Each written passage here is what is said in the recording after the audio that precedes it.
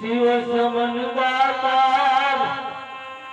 विपत विदारण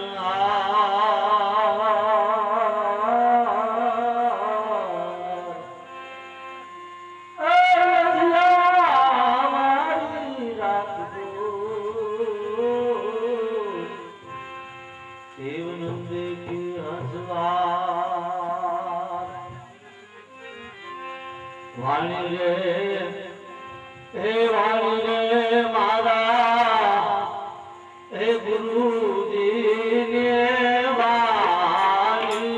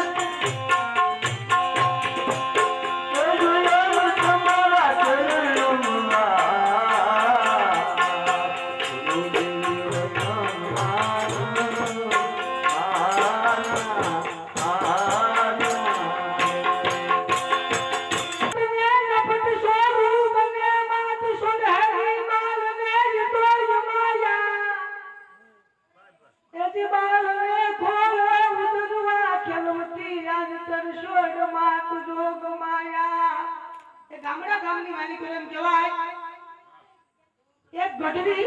વગડામાં ઘેટા બકરા સરાવે અને ન્યા આદુઓ બેલા બાપુ અંધલમ પટને નપડ સોરું અને માત સોડેની બારને તોય માયા બારને ખોળે ઉતરવા ખેલવતી આદિ તરસોડ માતું જોગ માયા બરાબર દુહાલી રમજન બોલી અને જૂનાગઢ નવાબની પાલખી ત્યાંથી પસાર થઈ અને નવાબના કાનમાં શબ્દ પડ્યા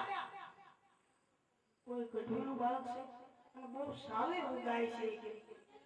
એટલે ગઢવી અહીંયા નવાબ ઉતરીને જાય છે અને કહે છે કે ગઢવી ઓલો દુહો તમે સરસ બેલા તમે કોકથી જૂનાગઢ આવો અને અમારી કચેરી ભરી હોય અમારો દરબાર ઘર ભર્યો હોય ત્યાં આવીને દુહાની રમઝટ છોડો ને તો કાંઈક જમાવટ થઈ જાય આ નવાબ જૂનાગઢના નવાબ પરાણે ગઢવીને લઈ જાય છે અને 999 પાદરનો ધણી નવાબ પોતાની કચેરી ભરે છે અને ગઢવીને કહો દુહાની રમઝટ છોડો ત્યારે ગઢવી કહે છે કાંઈ હું ન ગાઉં તો એનું કારણ કાંઈ હું ન ગાઉં તો વગડામાં તો ગાતા હતા તો વગડામાં તો મારા આતમ રાજાને રીઝવવા માટે ગાતો તો જૂનાગઢ નવાબને રીઝવવા માટે નતો ગાતો પ્યાર કરી લે સુકોઈ તારો યાદ નથી બસ ગોતી લીજે ભીતર છે ક્યાંય બહાર નથી બાપ ગટે ચાલે ઘડિયાળ કાંડે બાંધીને કાં ભરો પુરુષોત્તમ કહે રાણી આ તમે ગટડા ભીતર જોયા એકવાર ભાવનગરના વનેશ્વર મારા શિકારે ખેડ્યા અને રણુદાની માલિક બનતો કે બાગડ ધુઆ ગોળની હોઈ જાતી હતી અને હરણ આગળ ભાગ્યું ભાવનગર મહારાજ વનેશ્વર પાછળ થઈ ગયા હરણની ઈ પકડું થાય તો બે રસ્તે આવ્યા એમાં હરણ આટી મારી અને કઈ રસ્તે ભાગી ગયું ખબર ન પડી ભાવનગર મહારાજ અને એમાં એક ગામડાના ગઢવી પોતાનો માલ ત્યાં ચલાવતા હતા અને એને પૂછ્યું કે તમે હરણને જોયું છે કઈ રસ્તે ગયો તો કે મેં હરણને નથી જોયું કે કઈ રસ્તે ગયો પણ રસ્તા હું બે જાણું કે આ પાપ કરતા પાછો વળી આવે કે ધર્મ કરવા જા આ પાપ કરતા પાછો વળી હે બાપ કાક ધર્મ કરવા જા આ વાતું હું જાણું બધા હવે તારે પોહાઈ આનો જા બાપ આજે પાપ કરતા પાછો વળી આવે ધર્મ કરવા જા આવી કઈક વાત છે સાહિત્યની અંદર ભગત બાપુ કાકીય રામાયણ ની અંદર હનુમાનજીને બહુ લઈ આવ્યા છે જગતનું જબરજસ્ત ત્યાગી પાત્ર હોય ને તો હનુમાનજી મહારાજ છે અને મર્યાદા પુરુષોત્તમ રાઘવીએ એમ કીધું કે જગતમાં તમામના ઋણમાંથી મુક્ત થઈ જવાય તો હનુમાનજીના ઋણમાંથી મુક્ત ન થવાય કારણ કે જમવાનું નલ નીલ અંદર સુગ્રીવ કોઈ ના રહ્યા હજી સુધી હનુમાન તો કાયમ બેઠો કાગડા ભગત બાપુ કહે છે કડીમાં કે છે કે અંજની માની જેને પોખ ઉડાલી અને નીતરો ખોપાય રાખ્યા અંજની માની જેને પોખ ઉડાલી અને નીતરો ખોપાય રાખ્યા રાજ સતામાં એ ભોગ કાબરા પછી ધૂળમાં ધામા નાખ્યા દુનિયામાં અંજની નો જાયો રે એ જેને રામને રૂણી રાખ્યા રામને રૂણી રાખ્યા રે નાથને રૂણી રાખ્યા દુનિયામાં અંજની નો જાયો રે એ જેને રામને રૂણી રાખ્યા પછી હું કીધું છે બીજી ઘડીમાં કે ન માગી રે કોઈ દી ઉઘરાણી ને ન હો સોપડા હામાં નાખ્યા હનુમાનજી મહારાજ કદાચ એમ કહે રામચંદ્ર ભગવાનને તમારો હિસાબ સોખો કરી નાખો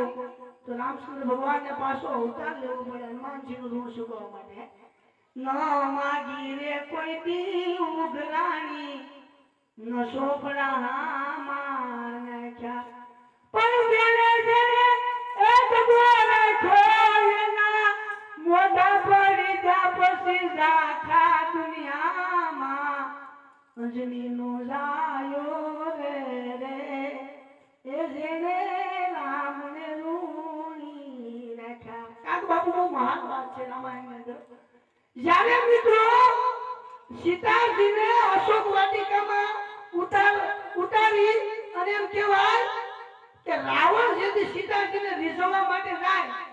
તો માં જાનકી માનતા નથી ત્યારે રાવણ પાસે માયાવી શક્તિ હતી અને માયાવી શક્તિથી રાવણીએ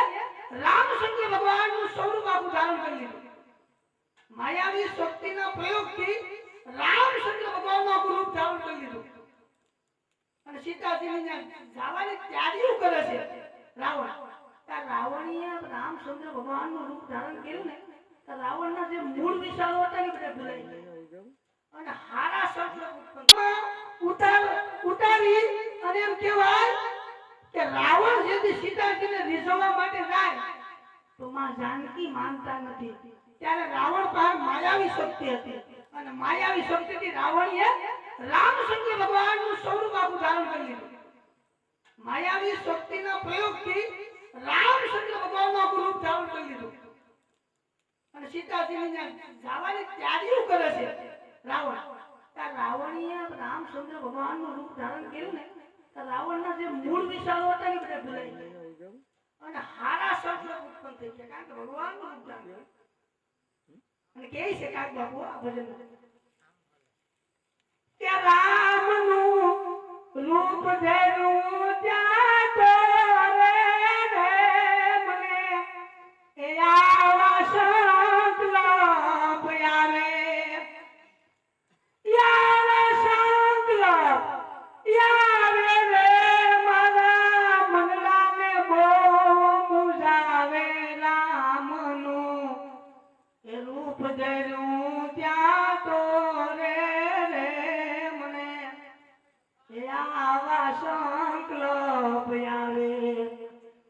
અરે ખોટો ખોટો રે હું રામ બનું તા મને હાસો